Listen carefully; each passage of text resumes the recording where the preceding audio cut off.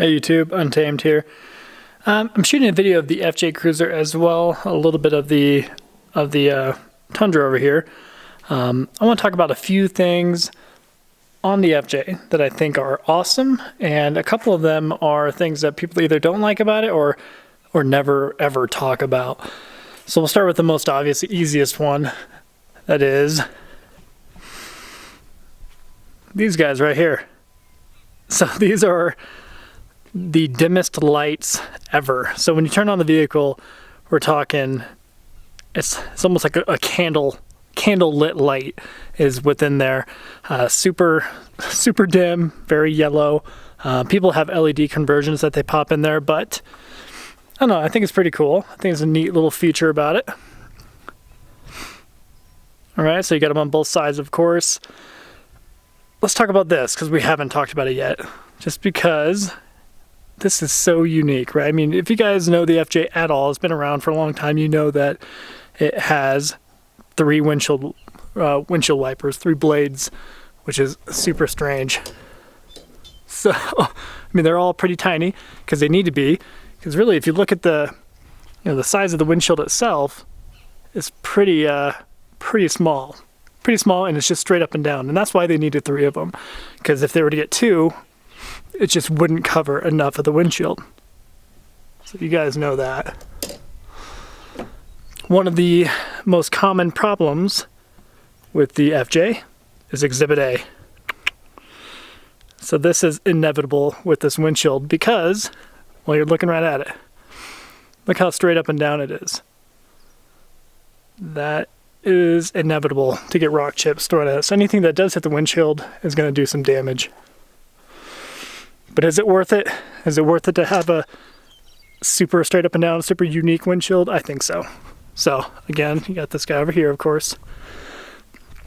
Let's talk about, actually before I hop in there, the roof basket, the roof rack.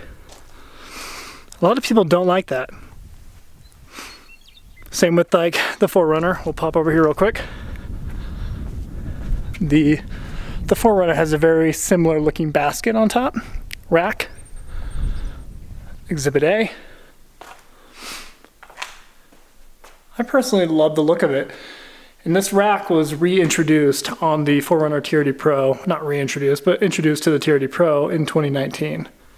So they kind of came back, and some people were, like I mentioned, they're kind of hit and miss on the looks of it. But I personally like it. We'll hop right in and I'll show you the last thing on it. All right. So one thing I don't think I've seen anybody ever talk about, ever, is how comfortable these headrests are. I mean, the seats are fine, but even then they're just, they're pretty normal feeling seats. But these headrests, there's no way to, of course, convey it to you in a video, but they are so soft. But nobody ever talks about that. So maybe you're hearing it from me first, and these are stock seats, but they are so soft. So I figured I'd throw it out there for you guys. Let's talk a little bit about the Tundra.